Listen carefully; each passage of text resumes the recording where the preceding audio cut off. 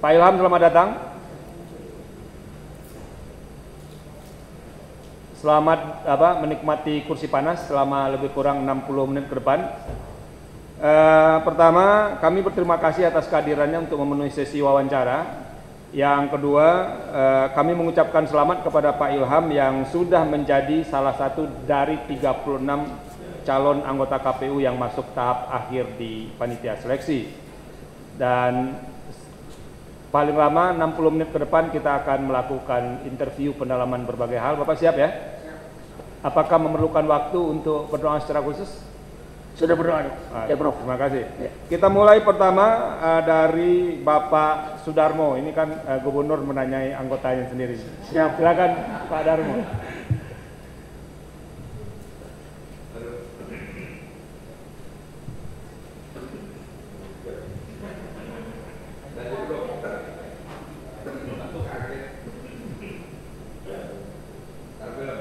Oke, kalau begitu kita mulai dari Bapak Komarudin Hidayat. Oke, terima kasih. Saya Ilham ini aktif di Aceh atau tinggal di Jakarta? Saya tinggal di Aceh, Prof. Di Aceh, jadi memang aktif sana ya? Ya. Oke. Di KPU terakhir di mana posisinya? Saya pernah menjadi Wakil Ketua Komisi Independen Pemilihan Aceh tahun 2008 sampai 2013. Pernah aktif di KPU? Iya. Oke. Gini, saya kemarin dengarkan dari para calon itu melihat bahwa kinerja KPU itu semakin tahun semakin baik, gitu kan ya.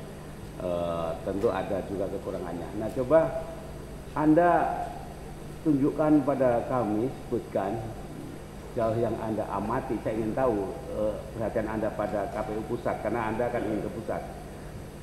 Prestasi-prestasi perbaikan apa yang signifikan yang telah dilakukan KPU periode ini? Iya.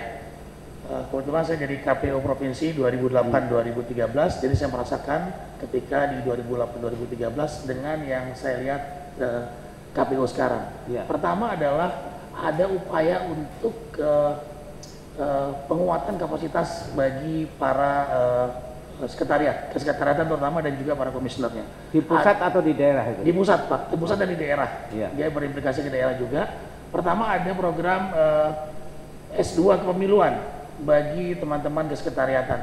S2 formal kuliah? Maksudnya? Formal kuliah. Dan itu bekerja sama dengan beberapa kampus, termasuk kampusnya Prof. Ramlan, kemudian di Unpad dan di Sumatera itu ada Unan, Sandalas. Nah itu juga saya kira suatu hal yang baik karena saya merasakan betul bagaimana itu biaya sendiri atau beasiswa? Beasiswa, Okay. Prof. Karena saya merasakan betul bagaimana berhadapan dengan para sekretariat, teman-teman sekretariat yang memang mohon maaf sulit untuk bekerja sama karena kapasitasnya kurang mumpuni. Nah itu persoalan buat saya, bahkan di antara mereka juga masih banyak yang tidak tahu apa sih sistem pemilu kita, bagaimana pemilu kita berjalan. Jadi mereka bekerja berdasarkan disuruh. Ketika disuruh komisioner mereka bekerja, ketika kita perintahkan baru bekerja. Jadi itu salah satu hal yang signifikan. Kedua juga pelatihan-pelatihan selama ini dilakukan dengan metode yang lebih baik. Dia tidak satu arah, Prof. Karena kalau satu arah, pengalaman saya 2008-2013 itu ketika dibuat di daerah orang hilang satu-satu, belanja dan sebagainya. Tapi sekarang kita ada metode namanya Bridging Democracy and Government. Itu salah satu metode yang dikenalkan oleh KPU Australia, walaupun ini juga adalah program dari KPU sebelumnya. Saya salah satu fasilitatornya, di mana mereka tidak hanya mendengarkan, tidak hanya menulis, tapi mereka juga ikut berpartisipasi dalam pelatihan-pelatihan itu, Prof. Dan kemarin saya baru saja membantu teman-teman KPU Banten untuk menguatkan kapasitas mereka untuk kabupaten kota di Banten, dan juga BIMTEK untuk pemungutan dan penghitungan suara KPU DKI Jakarta untuk Pilkada 2017. Jadi enggak ada, coba saya ingin tahu tadi kapasitas dengan kuliah, kedua training bridge, dan apa lagi? Kemudian soal ini, Prof, hal apa? Transparansi. Jadi pengalaman saya di 2008-2013 ketika melakukan verifikasi partai politik itu tidak terbuka. Tidak terbuka, saya kasih draft berkasnya kepada KPU, kemudian diapain saya tidak tahu. Nah, tapi kemarin ketika 2017 13 menjelang akhir masa jabatan saya berakhir, saya masih menjalankan tugas saya sebagai tim verifikator partai politik untuk pemilu 2014. Itu terbuka semua. Ya. Jadi dilakukan pleno, saya membacakan hasil verifikasi di provinsi saya, kemudian nanti dikumpulkan, diakumulasi sehingga ketahuan siapa partai mana saja yang tidak lolos verifikasi. Ya. Saya kira itu suatu kemajuan, dan juga ada scanner terhadap C1. Jadi kalau ada kecurangan-kecurangan pada saat itu bisa langsung di-compare dengan C1 dan KPU bisa memperbaikinya. Saya kira itu, Prof. Apalagi masih ada lagi yang menonjol. Sementara itu, Prof. Oke. Nah, sekarang apa yang Anda lihat kekurangannya yang mestinya bisa Anda perbaiki atau teman-teman perbaiki secara kolektif andaikan Anda diterima? Mungkin ini persoalan klasik, Prof, dari zaman Ibu Valina dan kami 2008-2013, kemudian sekarang. Itu adalah pola hubungan antara sekretariat dengan komisioner, Prof. Karena sampai saat ini masih ditemukan pengaduan-pengaduan terhadap ketidakharmonisan antara sekretariat dan komisioner. Mungkin ini juga persoalan kepada ketidakpahaman masing-masing terhadap tugasnya masing-masing yang diatur dalam Undang-Undang Nomor 15 tahun 2011 tentang penyelenggara pemilu. Padahal kalau kita lihat bahwa jelas sekali sekretariat adalah tim asistensi dan juga Sekretariat itu dari unsur Depdagri, dalam negeri, pakai PNS? Iya, pakai PNS, Prof. Walaupun sekarang KPU sudah ada punya PNS sendiri, sudah ada perekrutan sendiri, Prof. Nah, tapi tetap saja di beberapa tempat, di beberapa tempat itu masih menggunakan PNS Pemda, terutama di level eselon 2, sekretaris masih pakai Pemda dan sampai level Kabak. Nah, juga saya melihat bahwa tidak ada pengawasan khusus terhadap mutasi-mutasi dari sekretariat PNS sekretariat dari daerah-daerah yang terpencil, Prof. Ini misalnya gini, kalau di pengalaman saya ketika di Aceh, itu misalnya ada mudah saja orang dari awal penempatannya ketika dia lulus PNS, ditempatkan di 10 Salam. 10 Salam itu kalau dari Medan harus lewat kampungnya Prof Ramlan dulu, baru sampai ke 10 Salam. Jalannya sudah repot. Tapi kemudian itu diokekan oleh KPU sehingga bisa pindah ke Kota Banda Aceh. Pada masa saya di provinsi, saya menolak seluruh mutasi dari kabupaten manapun ke provinsi. Karena apa? Karena belum ada sistemnya. Jadi saran Anda sekretariat itu ke depan bagaimana? Saran saya adalah ada sistem mutasi yang jelas, Prof. Misalnya gini, yang teman-teman yang sudah ditempatkan di daerah-daerah tertentu, daerah-daerah yang terpencil, jangan dipindahkan dulu sebelum kemudian kita tahu kondisinya seperti apa. Kemudian sebelum kita tahu sudah berapa lama dia kerja di KPU kabupaten kota tersebut. Karena ketika itu ditarik, kebutuhan KPU terhadap PNS sekretariat itu menjadi sulit itu, Prof. Karena mereka menggunakan kembali PNS Pemda. Nah, ini belum ada mekanisme yang jelas soal itu menurut saya. Good, ya. Terus apalagi kritik dan kekurangannya ke depan? Itu vital sekali sekretariat itu, saya tahu. Iya, Prof. Apalagi yang lain? Sementara itu, Prof, yang saya rasakan betul selama 2008 dan 2013 ada ketimpangan kapasitas. Mungkin kalau di KPU RI, KPU Jakarta, KPU hampir seluruh Jawa, mungkin itu baik. Tapi di provinsi-provinsi lain, ya agak terbatas lah, Prof.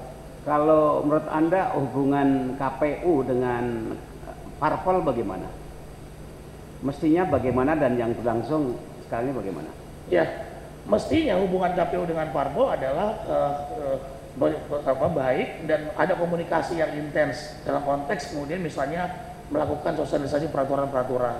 Kemudian parpol juga harus tahu bahwa KPU adalah lembaga yang berwenang untuk penyelenggaraan pemilu dan membuat peraturan KPU terkait dengan turunan undang-undang pemilu. Jadi selama ini kan kalau saya lihat persoalannya adalah lebih kepada ketika KPU memberikan tanda kutip fatwanya atau keputusannya terkait dengan tidak lolosnya calon dari partai di pilkada atau di pileg, itu yang selalu jadi masalah.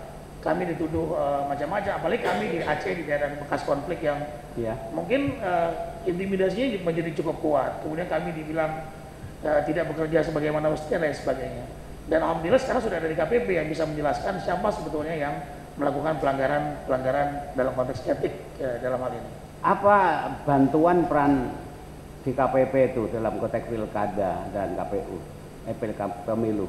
Jelas Prof, karena sebelum ini saya pengalaman 2008-2013 saya menemukan ada pelanggaran terkait kabupaten kota. Jadi perlu saya jelaskan dulu bahwa di Aceh, KIP kabupaten kota itu tidak dipilih oleh KIP provinsi, tapi dipilih oleh DPRK kabupaten kota masing-masing. Kami juga dipilih oleh DPR Aceh. Nah, ada hubungan yang terputus lah. Artinya ketaatan ke KIP kabupaten kota terhadap KIP provinsi itu tidak terlalu kuat, gitu. Apalagi juga kabupaten-kabupaten kota di Aceh itu juga masih sangat, tanda kutip, ya ada raja-raja kecil bagaimana mereka mengintervensi penyelenggara pemilu pada saat itu, ya.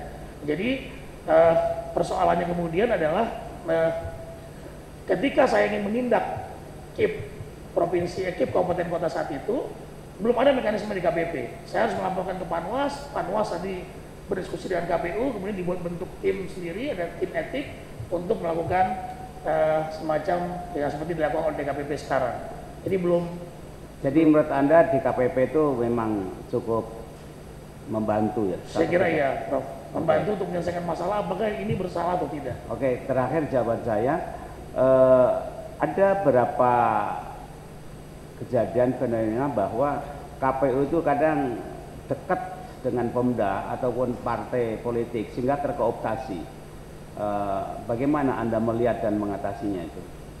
Ya, saya kira memang harus ditempatkan pada tempatnya dulu, Prof. Kadang-kadang di Aceh ini, Prof, tempat saya ketika duduk di warung kopi, gitu ya, itu warung kopi itu tempatnya orang-orang parpol. Ya. Mungkin Pak Darmo juga sudah mulai terbiasa dengan itu. Tempatnya orang-orang parpol, mau tidak mau ketika saya ngopi, saya tidak mungkin menghindar dari konteks berhubungan dengan mereka. Tapi saya kira selama pada saat itu saya bicara soal hal lain di luar hubungan partai dengan KPU yang harus memang menurut saya harus dijaga jarak terkait misalnya menjelang pileg, menjelang pilkada dan sebagainya. Tapi hubungan secara personal saya kira tidak ada masalah. Tapi itu tetap harus dijaga dan jangan person by person lah ketemunya. Kalau bisa ngobrol rame-rame dan sebagainya. Saya kira itu, Prof, yang harus karena kecurigaan-kecurigaan terhadap KPU cukup tinggi, Prof. Ya, cukup. Terima kasih. Berikutnya Pak Erwan. Terima kasih Ketua. Selamat pagi Pak Ilham Saputra ya. Selamat sudah mendapatkan kesempatan untuk wawancara terakhir ya dengan kita. Tadi beberapa hal sudah disampaikan atau ditanyakan oleh Prof. Komar. Nah, saya ada satu pertanyaan. Ini terkait dengan integritas ya, karena kalau nanti Anda terpilih sebagai salah satu komisioner KPU, salah satu aspek yang penting dari seorang penyelenggara pemilu adalah integritasnya. Sebelum Anda nanti dipromosikan di level nasional, karena Anda sudah terlibat sebelumnya di Aceh ya sebagai komisioner di sana. Kami ingin tahu ujian integritas apa nih selama sebagai penyelenggara pemilu di daerah itu yang Anda sudah pernah lewati, karena ujian integritas ini kan terkait banyak hal ya. Iya, Pak.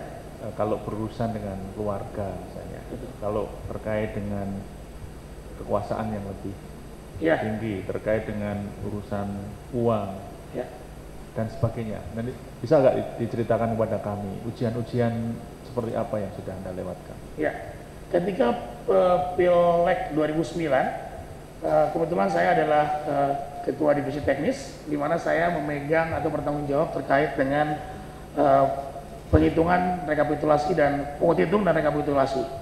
Jadi ada beberapa pihak yang mencoba untuk mendekati saya, bertemu dengan saya dan menawarkan sejumlah uang terkait dengan itu, dan saya tanda kutip lari, saya menghindar. Saya pergi ke Jakarta segera ke MK, kemudian saya pindah-pindah hotel, kemudian untuk menghindari hal-hal tersebut. Itu pertama, karena buat saya mungkin uangnya saya tidak munafik ingin juga terima, tapi ketika uang itu saya terima nanti saya bisa dijengkal oleh orang, Prof. Saya nggak mau hal seperti itu terjadi pada saya, dan itu juga terkait dengan integritas saya sebagai penyelenggara pemilu. Apalagi saya sudah disumpah atas nama Tuhan ketika saya menjadi anggota KIP. Kemudian kedua adalah ketika saya didesak untuk menunda pilkada ketika Pilkada 2012 di Aceh. Desakan itu terjadi karena ada kekuatan politik yang kuat di Aceh yang menolak adanya calon independen, dan ketika itu calon petahana mencalonkan diri kembali. Jadi menurut saya di peraturan undang-undangan tidak ada hal yang mendesak pada saat itu untuk menunda pilkada, karena dalam peraturan undang-undangan disebutkan bahwa pilkada bisa ditunda apabila ada force majeure, itu bencana alam, perang, dan beberapa hal lainnya. Tidak terkait dengan soal bahwa ada calon independen, kemudian dia mau maju karena dia bermasalah, kemudian ditunda. Tidak bisa seperti itu. Nah kemudian itu juga saya sebagai salah satu anggota KIP Aceh dan kebetulan juga didukung oleh beberapa teman lain, akhirnya kami tetap meneruskan pilkada. Seperti itu. Terkait dengan tekanan yang bersifat tadi ya, ancaman fisik itu kan di Aceh ini cukup menonjol gitu ya, dan Anda lama di sana. Nah, apa pengalaman yang nanti bisa diambil ya kalau Anda di level nasional itu bisa digunakan sebagai semacam best practice bagaimana para komisioner ini harus menghadapi tekanan-tekanan yang kami mendengar dari pengalaman komisioner sebelumnya itu memang ada begitu. Ya, pertama mungkin ketika mendaftar, ketika disumpah sudah siap dengan segala konsekuensi dan resikonya, Prof. Apalagi saya juga di Aceh dan pertama kali ada partai lokal di Aceh pada saat itu. Jadi pertama saya siap dengan segala resikonya. Kedua, berpegang pada peraturan perundang-undangan saja, Prof. Ketika itu dijalankan dengan baik tanpa melanggar peraturan perundang-undangan, maka itu akan lebih safe ya, dan juga bisa dijelaskan kepada orang-orang yang menekan kita. Karena pengalaman saya di Aceh, walaupun ditekan sebagaimana sekuat mungkin, ketika diuji di Mahkamah Konstitusi, kemudian diuji di Kemendagri, tetap kami benar karena kami memenuhi peraturan perundang-undangan. Kemudian ada tuduhan lagi kepada kami bahwa kami korupsi, silakan diperiksa oleh Polda. Nah, ternyata kami tidak melanggar dan tidak ada bukti bahwa kami korupsi. Jadi buat saya yang penting adalah siap menanggung resiko ketika mendaftar, ketika disumpah. Kedua juga tetap berpegang pada peraturan perundang-undangan yang ada. Jadi siap ya segala resikonya, Bu. Siap. Nah yang lain ini Pak Ilham ya, terkait dengan peraturan. Kalau Anda di daerah itu kan sebagai pelaksana atas peraturan-peraturan yang dibuat oleh pusat, undang-undang maupun peraturan KPU, kemudian Anda sebagai pelaksana. Nah yang sering dikeluhkan ini adalah seringnya peraturan itu berubah-ubah. Betul. Baru dibuat, kemudian direvisi, Betul. kemudian baru Anda sosialisasikan, sudah direvisi. Nah nanti kan Anda akan punya kesempatan kalau duduk di KPU pusat itu, KPU RI, bisa memperbaiki itu. Nah visi Anda tentang hal tersebut bagaimana? Anda ini selama ini kan menderita nih dengan kondisi yang seperti itu. Anda punya kesempatan, jangan-jangan nanti sama saja dengan yang dulu di daerah, kemudian di KPU pusat itu juga sama saja tidak melakukan apa-apa gitu ya. Iya, memang ini saya tidak menyalahkan serta-merta KPU pusat juga, karena juga kadang-kadang peraturan perundang-undangan kita juga begitu cepat berubah di DPR, ya seperti Undang-Undang Nomor 1 2015, kemudian tiba-tiba sudah ada revisi Undang-Undang 8 tahun 2015, itu perubahan-perubahan seperti itu, Prof.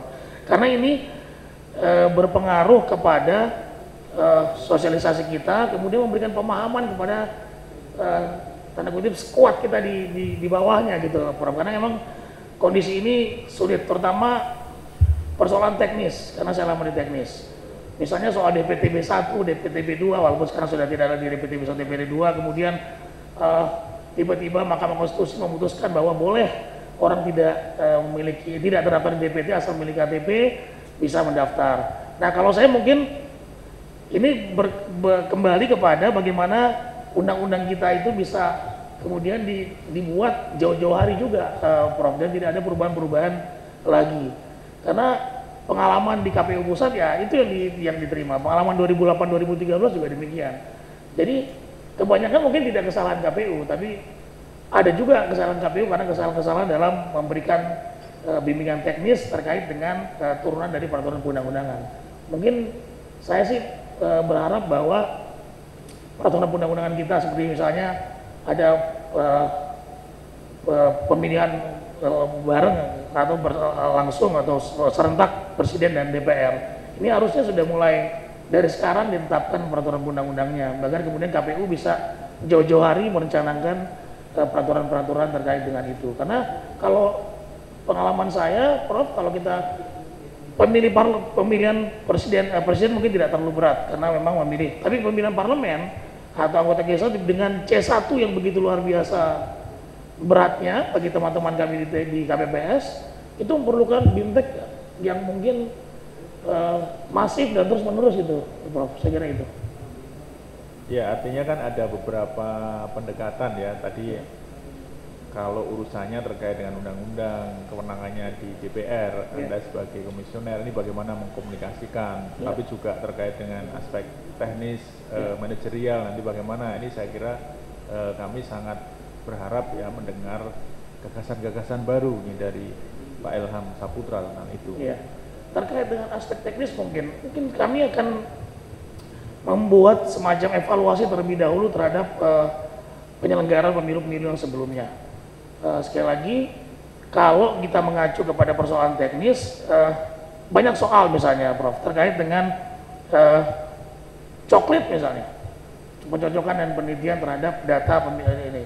Pengalaman saya 2009, data yang kita terima dari DPR, dari Kemendagri itu blank semua. Masa satu kecamatan ada satu kecamatan itu bayi semua atau anak SMP semua dan sebagainya. Nah ini kan juga dalam peraturan dalam membuat peraturan kita harus secara lebih detail menjelaskan kepada para petugas kita. Jadi saya pertama melakukan evaluasi terlebih dahulu terhadap apa yang sudah dilakukan. Kemudian mengumpulkan seluruh kabupaten kota untuk kira-kira apa sih kelemahan yang sudah kita lakukan, yang sudah kita buat selama ini, kira-kira apa yang menjadi kendala teman-teman semua. Nah, sekarang ini kalau pengalaman 2003-2008 di masa Bu Farina sering mengundang kabupaten kota. Buat saya itu penting karena kabupaten kota adalah ujung tombak bagi kita untuk penyelenggaraan teknis di bawah. Jadi saya akan mengundang mungkin lebih banyak mereka karena mendengarkan mereka dan juga memberikan semacam apa sih yang kira-kira harus kita rubah nih terkait dengan teknis ini. Kemudian apa yang bisa kita simpulkan dari persoalan-persoalan itu. Jadi saya kira itu penting untuk melakukan evaluasi. Kemudian juga saya akan berkoordinasi dengan ke internal KPU di sekretariat selama ini apa kendalanya. Kenapa kemudian kita lambat dalam membuat peraturan perundang-undang dan sebagainya. Perlu enggak koordinasi sama Kemendagri? Perlu terkait dengan beberapa hal yang memang berhubungan dengan Kemendagri. Apa misalnya itu hal-hal yang Misalnya terkait? DPT. Karena DPT. kita menerima P4DP itu dari Kemendagri. Regulasi supaya independen tidak perlu kan dengan Kemendagri? Terkait dengan independensi, saya kira ya terkait hal-hal tertentu yang memang tidak berhubungan dengan Kemendagri, saya kira kita hanya berkoordinasi saja, tapi tidak melakukan semacam keterikatan harus berkoordinasi dengan Nggak Kemendagri. bisa Pak. Kenapa Undang-undang Pak? penyelenggara pemilu itu leadingnya itu Kemendagri bukan KPU. Maksudnya Pak? Koordinasi itu mutlak. Conditio sine qua non, harus yang tidak bisa tidak. Iya, maksud saya tidak ada keterikatan, maksudnya harus kemudian urusan KPU itu bisa dianulir karena kita tidak berkoordinasi dengan Kemendagri misalnya. Tapi koordinasi dalam hal teknis tentu saja penting. Misalnya Yang saya bicarakan itu soal level regulasi. oh iya, Jadi saya lihat pada level apa sebetulnya KPU akan bicara. Kalau teknis diatur di PKPU silahkan. Iya. Walaupun itu juga harus nanti berkonsultasi dengan pemerintah maupun DPR. Iya. Jadi nampaknya tidak bisa sendiri. iya. Ini aja catatan saya. Ya. Karena mungkin saya tambahkan sedikit, pengalaman selalu di provinsi itu selalu ada Forkombimda, dan biasanya itu kita berkoordinasi Kapolda, Kejaksaan Agung, kemudian Kemendagri, biasanya pejabat eselon satunya langsung datang untuk kita menjelaskan apa saja yang sudah kita buat, kemudian apa sih kira-kira yang bisa dibantu oleh Kemendagri, apa yang bisa dibantu oleh Polda jika ada kendala-kendala terkait dengan pelaksanaan teknis pilkada. Terima kasih Pak Ilham. Terima kasih Ketua, waktu saya kembalikan. Terima kasih. Terima kasih. Berikutnya Pak Darmo terakhir nanti. Ibu Valina dipersilakan. Ya, terima kasih Pak Ketua, Pak Ilham Saputra ya. Iya. Saya kira menarik ini membaca makalah dari Pak Ilham ya. Iya. Kelihatan sangat senang berorganisasi. Iya, Bu. Dari mulai yang komunitas kecil sampai yang besar. Iya. Misalnya komunitas K180 itu apa itu? Itu komunitas goes bersepeda. Bersepeda. Iya. Senang bersepeda ya? Iya, saya senang bersepeda. Berarti sehat ya? Amin, Senang semoga. bersepeda. Ini ada lagi komunitas fans Liverpool Indonesia. Iya. Iya. Bu. Ini apa ini? Jadi ini adalah komunitas yang dibuat oleh teman-teman fans Liverpool. Liverpool itu adalah peserta dari English Premier League atau sepak bola Inggris. Dibuat tahun 99 di Bandung, kemudian saya menginisiasi dibuat di Aceh, dan kebetulan banyak juga supporternya sehingga kita buat ya semacam nonbar, nonton bareng, atau kemudian juga kita ada semacam kegiatan sosial, donor darah. Kemudian kemarin seperti kejadian di Pidijaya kita kumpulkan uang untuk membantu. Saya kira itu saja, Bu, lebih kepada komunitas hobi dan sosial. Ya, dengan latar belakang Pak Ilham yang senang untuk berkumpul, Ya. ya, berorganisasi. Ini apa manfaat apa yang bisa ditarik nanti kalau menjadi anggota KPU? Misalnya, salah satu yang menjadi perhatian saya adalah voters turnout kita, Ya. yang dari pemilu ke pemilu makin turun, ya. Kalau pileg 2004 itu 87%, turun, kemudian 84%, turun lagi di bawah 80, terakhir menjadi sekitar 74%, Ya. gitu. Ini akan makin turun. Trennya juga di pilkada juga begitu, turun Ya, terus ya. gitu. Nah, bagaimana nanti apabila Pak Ilham terpilih sebagai anggota KPU, apa yang akan dilakukan untuk meningkatkan voters turnout Ya. dari pemilih kita ini? Terima kasih, Bu. Kebetulan saya sering berkoordinasi dengan pemilih-pemilih muda, terutama di komunitas K180 dan Big Reds tadi. Nah, mungkin yang dengan bekal ini, bekal komunikasi saya dengan mereka, saya akan menjalani semacam tanda kutip bekerja sama dengan kampus-kampus dan pendampingan, terutama kepada masyarakat di misalnya di kota tapi daerah pinggirannya gitu, Bu ya.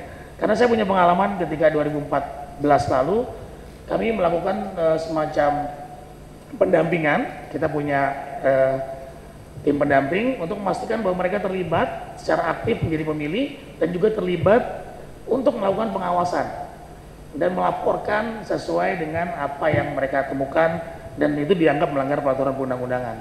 Jadi saya kira memang selama ini mungkin kekecewaan tanda kutip kepada politik kita, kemudian juga kebosanan terhadap politik kita mungkin bisa dibangun kembali bahwa memilih ini penting. Memilih ini penting dan dia berdampak kepada nasib kita semua. Saya selalu mengacu kepada pemilu di Amerika tahun 2000, mungkin ketika Bush menang atau ketika Trump menang sekarang. Nah, apakah Anda mau kemudian Anda tidak memilih, kemudian setelah orang yang Anda tidak harapkan terpilih, Anda melakukan demo-demo dan sebagainya. Jadi saya kira dengan modal itu saya bisa melakukan komunikasi dengan para stakeholder, terutama pemilih pemula, terutama ibu, untuk berpartisipasi untuk meningkatkan turnout pemilu kita. Ya, ada istilah informasi pemilu, ada istilah pendidikan pemilih. Iya. Umumnya dua-duanya memerlukan dana yang besar. Iya. Sementara anggaran di dalam APBN yang dialokasikan untuk post itu informasi dari pendidikan pemilu biasa sangat kecil. Iya. Bagaimana nanti saudara menghadapi persoalan ini, sementara pada pihak lain kualitas pemilu itu antara lain dari voters turnout yang Iya. baik.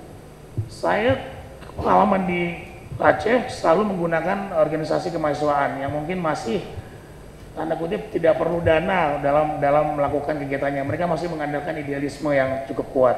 Dan kita sampaikan bahwa kita tidak punya dana, tapi bahwa ini penting untuk teman-teman sosialisasikan. Kedua, kami bekerja sama dengan ornop-ornop dan NGO-NGO yang memang kita anggap masih punya kepedulian terhadap pemilih. Dan mereka biasanya punya anggaran khusus untuk melakukan itu, Bu.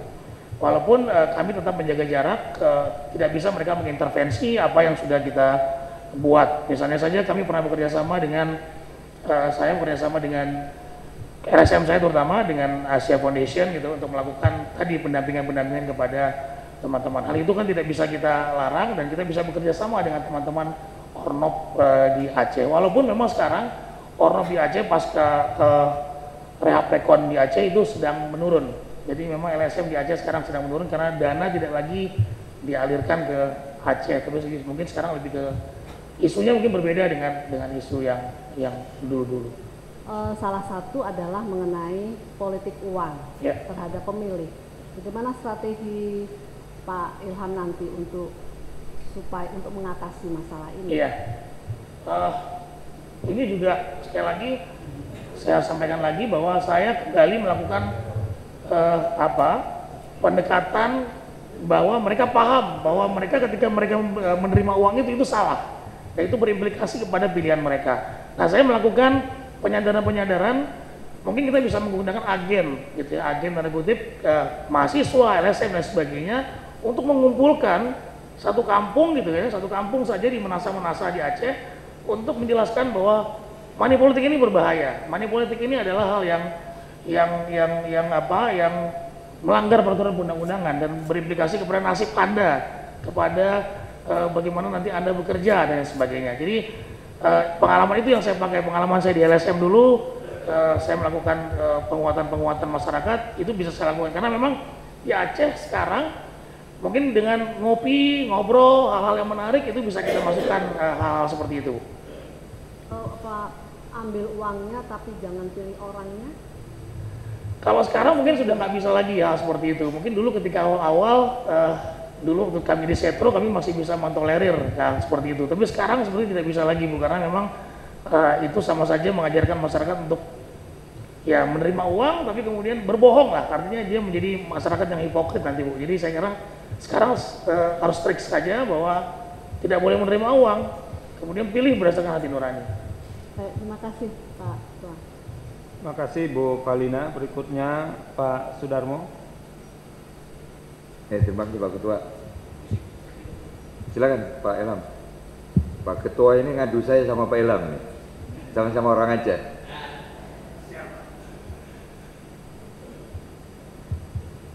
Udah Pak Ilham ya. Oke Pak Ilham, saya perlu menanyakan terkait dengan tugas yang pernah dilaksanakan oleh Pak Ilham pada saat menjabat Wakil Ketua KIP tahun 2008 sampai 2013. Pak Ilham, coba sampaikan tugas paling berat yang pernah Bapak alami pada saat Bapak menjadi Wakil Ketua KIP di masa jabatan Bapak 2008-2013, khususnya pada saat pelaksanaan pemilu atau pilgub yang pada saat itu dilaksanakan. Ya, yang paling berat adalah ketika memutuskan untuk melanjutkan pilkada pada tahun 2012 lalu, karena tekanan begitu kuat dari masyarakat dan dari kekuatan politik saat itu yang begitu kuat di sana untuk menunda pilkada. Bahkan Kemendagri juga tanda kutip ikut turun mengintervensi dan turun tangan pada saat itu. Jadi buat kami, Bapak bisa bayangkan bahwa ketika kami melakukan tahapan, tiba-tiba ada kesepakatan cooling down. Cooling down itu pendinginan ya, bahwa ini bulan Ramadan kita nggak boleh ribut-ribut. Padahal buat saya di dalam peraturan perundang-undangan tidak ada istilah cooling down. Tapi karena kami menghormati, kemudian kami berkonsultasi dengan KPU RI, oke, kita cooling down. Setelah cooling down, tidak ada solusi apapun. Kemudian akhirnya kami melanjutkan lagi. Setelah melanjutkan, diajukan lagi ke Mahkamah Konstitusi. Mahkamah Konstitusi membenarkan kami, tapi karena ada proses yang tertunda, kami menunda lagi pilkada. Kemudian setelah itu ada lagi laporan kami ke DKPP, kemudian juga dilaporkan kembali ke MK terkait dengan putusan kami. Kami menang lagi. Akhirnya jalan keluarnya adalah Mendagri menggugat KPU, yang akhirnya mungkin dianggap sebagai jalan keluar mungkin oleh MK, sehingga sampai tanggal 9 April kita melakukan pemilu. Dalam masa itu tekanan-tekanan personal, tekanan-tekanan ke institusi begitu besar, Pak. Jadi masyarakat tahu seakan-akan kami memilih atau kemudian berpihak kepada calon independen saat itu. Karena memang ketika kami menunjukkan pilkada, calon independen saat itu yang memang petahana diuntungkan, kesannya diuntungkan gitu, karena dia petahana, dia bisa menjaga aset kekuatan politiknya untuk dia menang. Tapi ketika kami jelaskan bahwa peraturan undang-undang manapun tidak ada yang bisa menunda pilkada kami, cuma gara-gara tekanan tersebut. Jadi itu mungkin yang paling berat bagi saya, dan alhamdulillah saya turun sekitar 7 kg Pak saat itu. Dan memang kemudian saya sampai kemudian di SMS, kemudian diintimidasi secara fisik oleh beberapa orang. Tapi saya kira itu adalah bagian dari resiko pekerjaan saya. Ya, jadi sebetulnya risiko berat yang dihadapi oleh Pak Ilham memang kan sangat tinggi ya. Maksudnya risiko terhadap teror-teror intimidasi dari pasangan tertentu ya, yang akhirnya memang terpilih, akhirnya dia bisa ikut pada saat itu menjadi calon gubernur dan wakil gubernur. Betul. Dan walaupun sebetulnya secara perundang-undangan nggak bisa dulunya menyalonkan, tapi memang ada upaya untuk itu kan, upaya untuk supaya mereka bisa masuk dalam pencalonan gubernur dan wakil gubernur. Ya. Ini terkait dengan tugas berat yang dari Pak Ilham. Bagaimana dengan upaya-upaya yang dilaksanakan oleh beberapa tim ses, khususnya dari pasangan calon tertentu yang sekarang incumbent lah katakan begitu ya.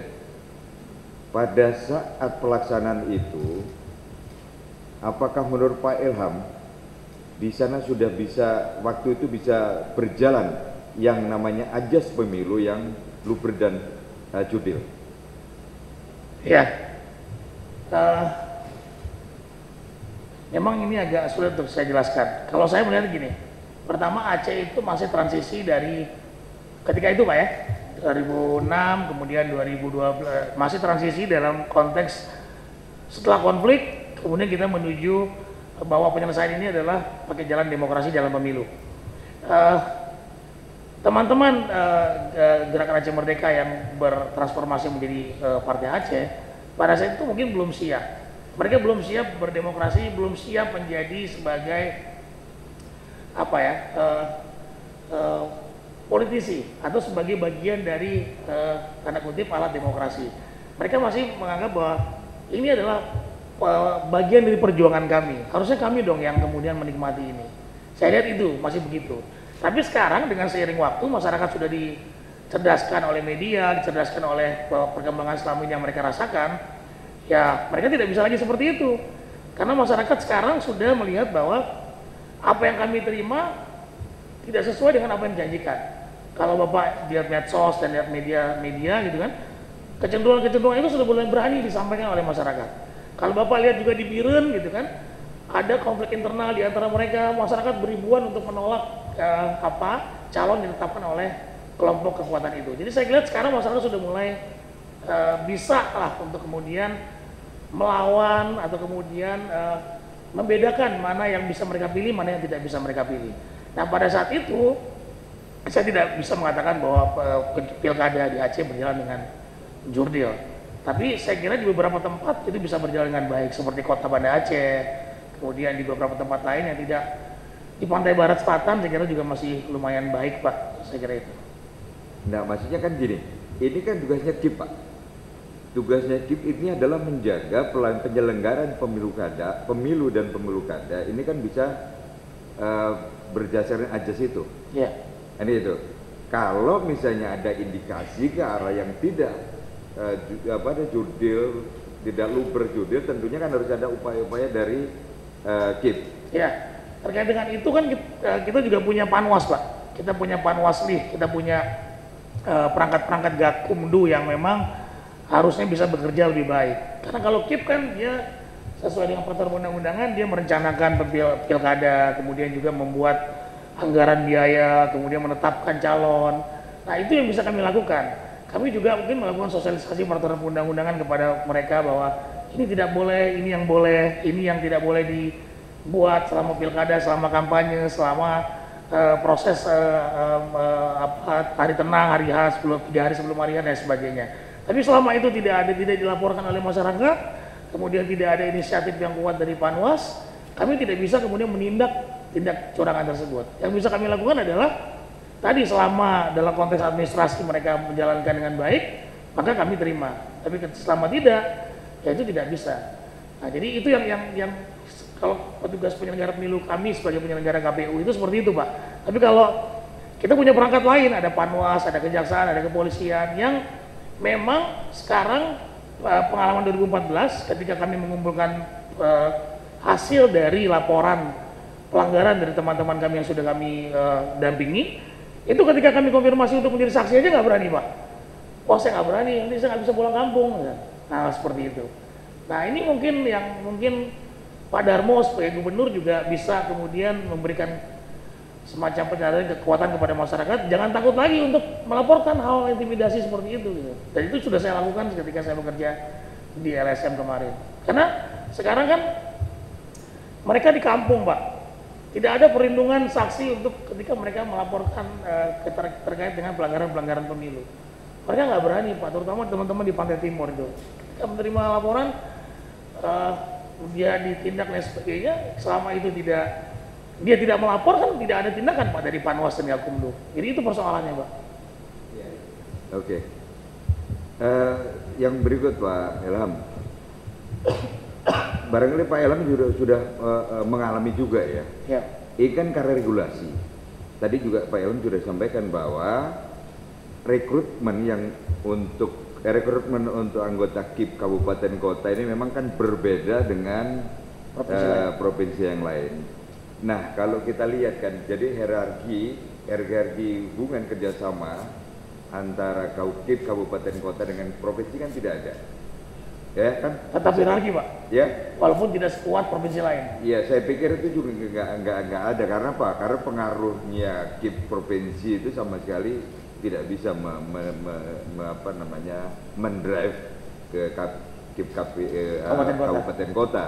Termasuk kasus-kasus misalnya kalau ada pemerintahan sementara misalnya ya, pemerintahan sementara seperti kemarin kejadian di Kabupaten Abia, ya kan, ada 5 semua itu anggota KIP diberhentikan sementara karena mereka tidak netral. Tetapi kan kemudian untuk menindaklanjuti atau ambil alih tugas pokoknya KIP itu bukan lagi KIP provinsi, tapi KIP KPU, KPU pusat. Nah, ini kan agak berbeda itu. Terus kemudian posisinya KIP provinsi seperti apa kan gitu.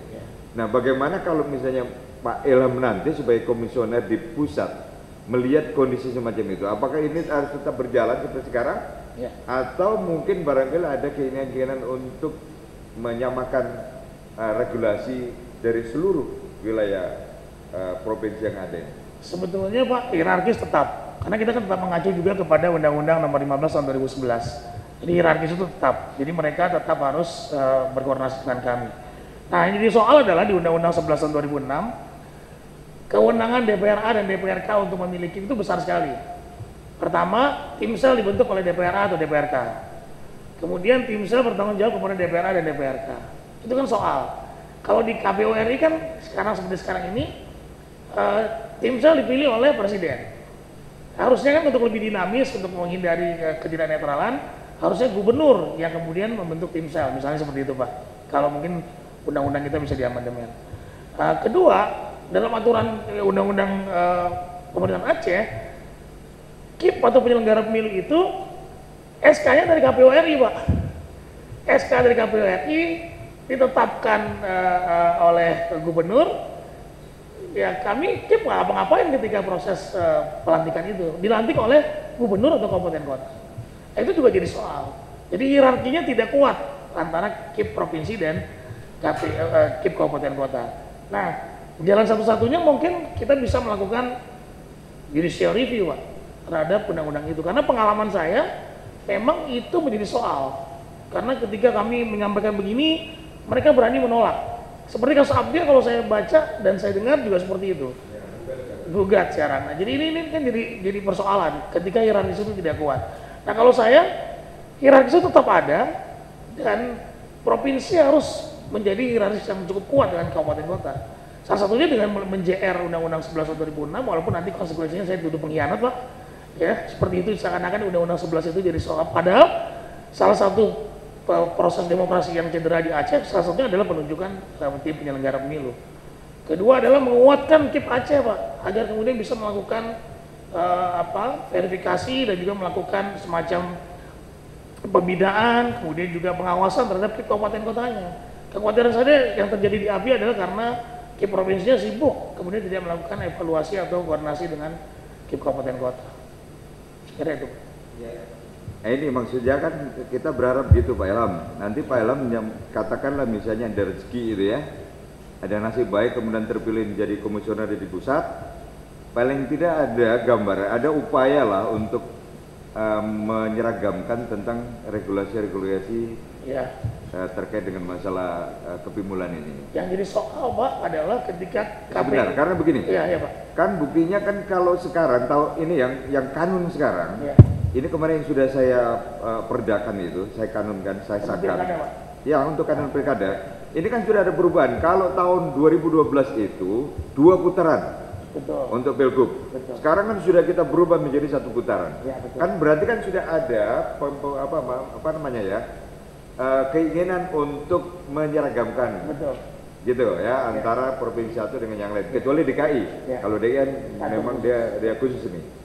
Aceh termasuk khusus, tapi kan kekhususannya itu bukan berbeda lah dengan khususnya DKI. Nah inilah kira-kira Pak Ilham ini punya pandangan untuk ke arah sana ya, dalam rangka untuk tadi Ya. untuk bisa membuat KIP khususnya di kabupaten kota ini bisa rekrutnya bisa seperti daerah-daerah yang lain. Iya. Kenapa saya lihat begini? Karena kalau yang milih itu DPR ya, DPRK, kemudian yang menetapkan kan bupati. Iya. Kayak kemarin kejadian di Aceh Timur. Iya. Nah, itu ada intervensi yang kuat dari bupati atau dari DPR. Iya. Nah, ini akhirnya menguntungkan calon tertentu. Betul. Ya, supaya mereka itu bisa menang di dalam pilgub yang dilaksanakan itu. Ya. Itu kira-kira Pak Ilham. Salah satu ya betul Pak. Jadi kalau salah satu solusinya adalah memang kita melakukan judicial review terhadap Undang-Undang 11 tahun 2006 terkait dengan rekrutmen KIP, karena memang KPU kan juga masih Undang-Undang 11 tahun 2006 itu masih berlaku Pak. Itu yang agak sulit memang. Tapi memang seperti yang Bapak bilang, selama kemudian tidak diatur dalam Undang-Undang 11 tahun 2006, tidak bisa mengada-ngada. Tidak bisa mengada-ngada, maka harus mengacu kepada Undang-Undang Pemilu, Undang-Undang 8 tahun 2012 atau Undang-Undang 1 2015 atau Undang-Undang 8 2015. Strik saja seperti itu Pak. Selama tidak diatur dalam Undang-Undang Pemerintahan Aceh. Karena kayak pengalaman ketika ada penambahan 120% calon Pak. Itu kan acuannya adalah Undang-Undang Pemilu 2003 kalau saya tidak salah, yang diatur oleh kanun. Kemudian karena tekanan dan desakan, jadi ketika itu 2013 saya menjelang selesai, kami KIP Aceh itu menolak ada 120% calon. Karena kita acuannya adalah Undang-Undang 8 tahun 2012 Pak, 100% gitu. Dan kanun itu kan perda Pak, kalah dengan undang-undang gitu kan. Kemudian Undang-Undang 11 juga acuannya adalah Undang-Undang Pemilu sebelumnya gitu Pak. Jadi kami saat itu strict bahwa kami tidak akan menerima 120% ini. Nah ketika rezim berganti, ternyata diterima oleh KPU. Jadi 120% itu menurut saya ilegal. Dan beberapa calon yang terpilih adalah dari calon yang nomor sekian karena ada penambahan 120% tadi dan ada perubahan dalam pengisian calegnya. Jadi kalau saya Pak, selama di peraturan undang-undangan di Undang-Undang 11 tahun 2006 belum di JR dan belum di amandemen, belum direvisi, kita silakan mengacu gitu karena kita menghormati keputusan Aceh. Tapi selama tidak diatur, jangan mengada-ngada, kembali ke Undang-Undang nomor 8 tahun 2012 atau Undang-Undang 1 2015 atau Undang-Undang 8 tahun 2015. Seperti itu Pak. Oke Pak Ilham. Sekarang kalau ini Pak Ilham orang Aceh juga, tetapi barangkali saya lihat lebih banyak di luar Acehnya tinggalnya kan. Kegiatan-kegiatannya banyak di luar Aceh Pak. ini di luar daripada tugas KPU-an ya. Bagaimana melihat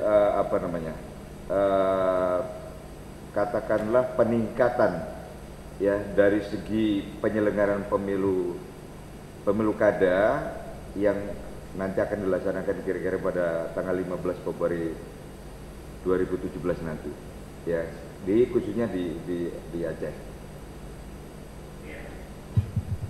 Saya agak subjektif juga kalau bicara ini karena saya mantan Pak ya. Jadi ya sekarang memang yang jadi persoalan adalah kurangnya mungkin koordinasi KIP provinsi ke KIP kabupaten kota.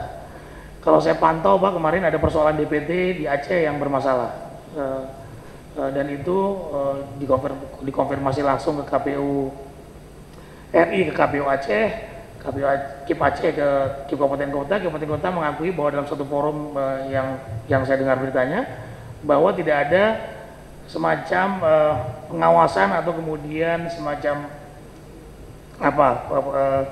BIMTEK mungkin kepada KIP kabupaten kota sehingga terjadi persoalan pada DPT kita. Padahal DPT ini penting sekali dalam penyelenggaraan pemilu karena dalam beberapa kali penyelenggaraan pemilu salah satu aspek yang kemudian disengketakan di Mahkamah Konstitusi adalah persoalan DPT Pak. Selalu itu. Ketika 2012 saya digugat oleh tim Irwandi juga soal DPT. Jadi memang ini harus hati-hati. Nah, mungkin agak di situ lebih persoalan. DPT kita masih selalu terus bermasalah dalam soal kepemiluan Pak. Saya kira itu. Terakhir Pak Ilham, ini seandainya Pak Ilham terpilih sebagai komisioner KPU pusat, pasti ya di dalam kinerja antar komisioner sendiri ada persoalan-persoalan ya yang mungkin ada ketidakcocokan dalam mungkin mengambil suatu keputusan di dalam misalnya dalam pertemuan-pertemuan penting ya yang dilaksanakan oleh KPU. Kira-kira sikap apa kalau seandainya ada keputusan yang itu sudah disepakati tetapi barangkali artinya gini, saran keputusan yang disampaikan Bapak ini ya mungkin tidak diterima oleh para komisioner yang lain. Saya akan menghormati prosesnya Pak. Selama prosesnya berjalan dengan baik, plenonya berjalan dengan baik, kemudian apa yang saya inginkan ternyata tidak masuk ke dalam putusan itu, saya akan menghormatinya. Dan tentunya saja itu kan ada dalam berita acara Pak. Dalam berita acara pleno kita, siapa yang tidak setuju silakan tidak menandatangani. Jadi ketika nanti ada persoalan ke depan itu bisa tercatat oleh dalam proses itu. Dan saya tidak akan menceritakan proses itu kepada orang lain karena menjaga institusi Pak. Perdebatan saya dengan siapa saja itu tidak akan saya sampaikan dan kita ikuti hasil pleno. Jika hasil pleno itu memang sebuah keputusan karena kita kan kolektif kolegial, saya akan menghormati perusahaan itu. Tapi konsekuensinya mungkin nanti dilihat dari berita acara. Karena pengalaman DKPP selalu melihat berita acara Pak. Jika ada yang tidak menandatangani, kemudian alasan ketidaksetujuannya apa, itu bisa diterima jika ada kemudian putusan itu bermasalah di kemudian hari. Saya kira itu Pak. Terima kasih Pak. Terima kasih. Ini waktu tinggal 5 menit sebelum disampaikan ke klarifikasi dari pemantau. Ini ada laporan masyarakat terhadap Pak Ilham. Katanya begini, pada saat yang bersangkutan menjadi anggota KIP Provinsi Aceh, berdasarkan penelusuran yang dilakukan, terdapat catatan beberapa kali komisioner KIP tidak kompak dan tidak solid dalam menjalankan organisasi. Nah ini ada kaitan dengan leadership sebetulnya. Bagaimana Pak Ilham menjelaskan ini? Silakan. Saya kira dalam sebuah organisasi dinamika itu pasti muncul karena setiap orang akan punya latar belakang yang berbeda. Saya kira kami termasuk yang cukup kompak lah dalam artian. Tapi enggak, laporan ini benar adanya ya? Maksudnya kompak, saya bilang kompak Pak. Bukan bahwa ada perbedaan tidak kompak dan segala macam itu benar ada. Kalau kompak iya Pak, tapi tidak ada perbedaan jelas pasti karena kita kan dari latar belakang yang berbeda. Ada yang dari birokrat, ada yang dari LSM seperti saya, ada yang dari guru ngaji dan sebagainya. Sehingga kita punya prinsip-prinsip mungkin yang sedikit berbeda. Tapi dalam pelaksanaan pilkada 2012 lalu, buktinya kami secara yang mayoritas lebih kemudian secara solid kemudian mendukung untuk meneruskan pilkada. Kalau itu tidak ada, itu agak sulit untuk kami menjalankan pilkada 2012 lalu, Pak. Oke. Dari pemantau ada? Silakan.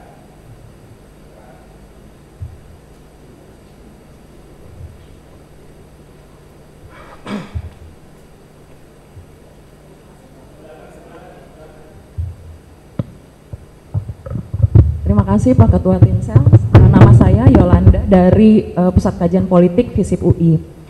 Yang saya tahu Saudara Ilham itu punya latar belakang pendidikan ilmu politik juga yang diperoleh di perguruan tinggi selain pernah menjadi bagian dari lembaga penyelenggara pemilu.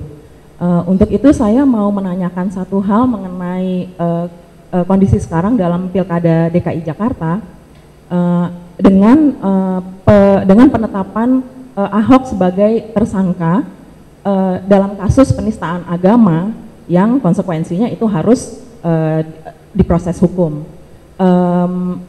Sementara itu terjadi di tengah sudah berjalannya tahapan pilkada. Jadi saya ingin tahu bagaimana pendapat Anda mengenai hal itu, bagaimana posisi Anda kalau harus menanggapi kasus ini.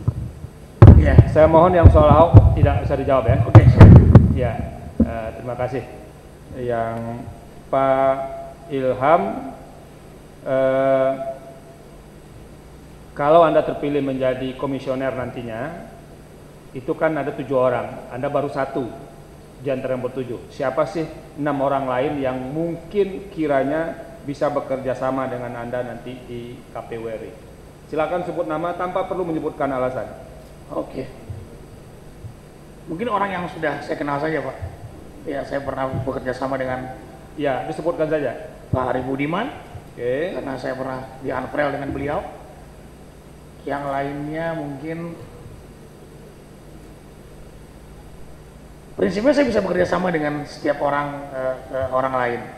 Jadi ini Pak Ilham tidak hafal semuanya atau takut memutuskan? Tidak hafal semua juga, Pak. Tidak hafal semua, dan saya tidak tahu karakter teman-teman yang lain. Salah satu ciri pemimpin itu kan berani memilih di antara pilihan-pilihan yang tersedia. Iya, betul. Salah satunya saya memilih tadi orang yang sudah saya kenal. Satu orang saja? Sari Budiman, ya. Yang lain tidak? Yang lain belum secara dalam untuk mengenal. Oke. Pak Ilham, ini ada surat pernyataan, silakan dibaca. Kalau cocok diisi biodata lengkap dan ditandatangani.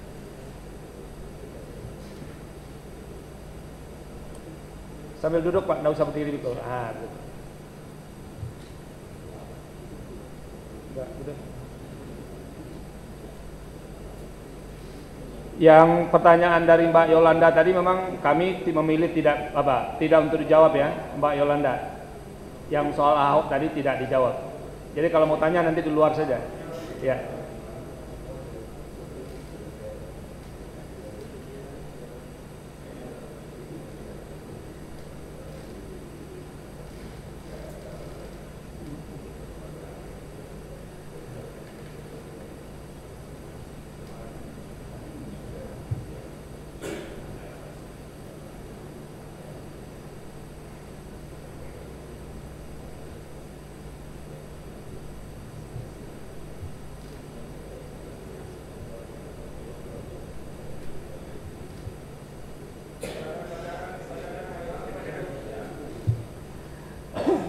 Saya yang berdatangan di bawah ini, nama lengkap Ilham Saputra, nomor 100 KPU,